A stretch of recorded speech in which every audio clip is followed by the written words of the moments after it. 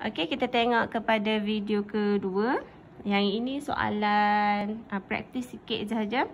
Okey, soalan dia kata catatan berikut menunjukkan beberapa matlamat kewangan yang perlu dicapai oleh Eric.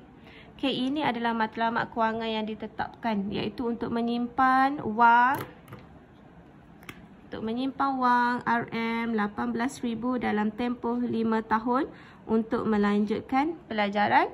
Dan matlamat kedua adalah untuk membeli sebuah rumah berharga RM720,000 dalam masa 5 tahun dan bayaran pendahuluan adalah 10% daripada harga rumah.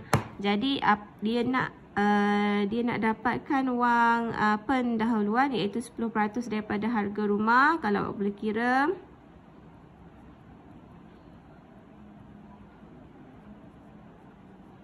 okey, awak akan dapat 72,000. 72,000 ni lah yang kita dia punya matlamat simpanan dia.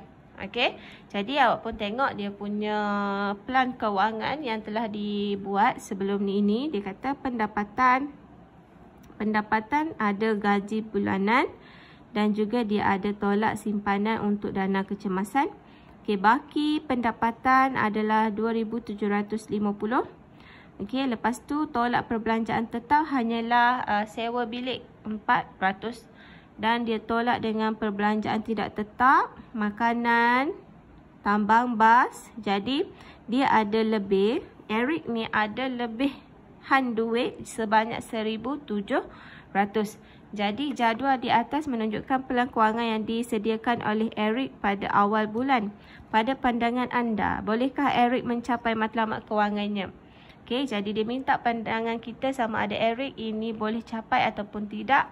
Okey, jadi apa yang kita perlu buat adalah kita perlu semak dia punya simpanan tu lah. Okey, tengok simpanan yang diperlukan. Cikgu tulis kat sini . Kita kena cek simpanan. Simpanan yang diperlukan. Okey. Okey, yang pertama untuk yang tadi dia kata nak melanjutkan pelajaran. Yang dia perlukan adalah 18,000. Okey, kita bahagilah dengan 5 tahun. Yang ini tahunan. Simpanan tahunan. Jadi bila kita bahagi,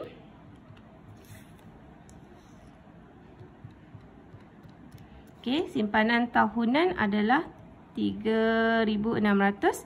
Dan kalau simpanan bulanan, okey, bulanan 12 bulan lah. Okey, jadi bahagi 12. Jadi setiap bulan dia perlu simpan 300 untuk capai matlamat melanjutkan pelajaran. Okey, yang kedua, matlamat dia adalah untuk beli rumah. Beli rumah, deposit RM72,000. Jadi apa yang kita buat, kita cek dulu dia punya simpanan tahunan. Yang dia perlukan 72,000 kan. Okey, 72,000 bahagi dengan 5 tahun juga sebab tahunan kan. Jadi awak akan dapat, okey, ini simpanan tahunan yang perlu disimpan oleh Eric. Jadi kalau bulanan,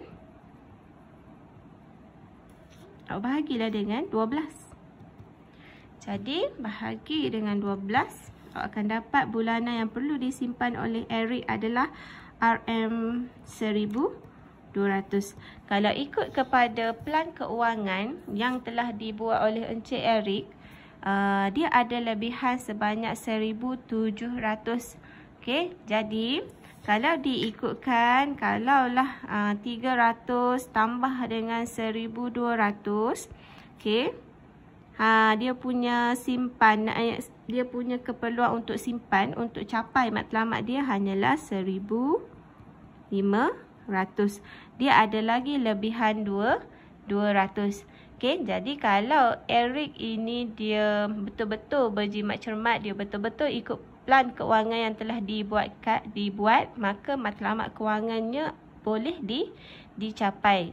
Okey, kalau kita nak cek sama ada matlamat kewangan seseorang itu boleh dicapai ataupun tidak, kita hanya cek guna dia punya simpanan ataupun lebihan. Okey? Okey, itu saja. Terima kasih.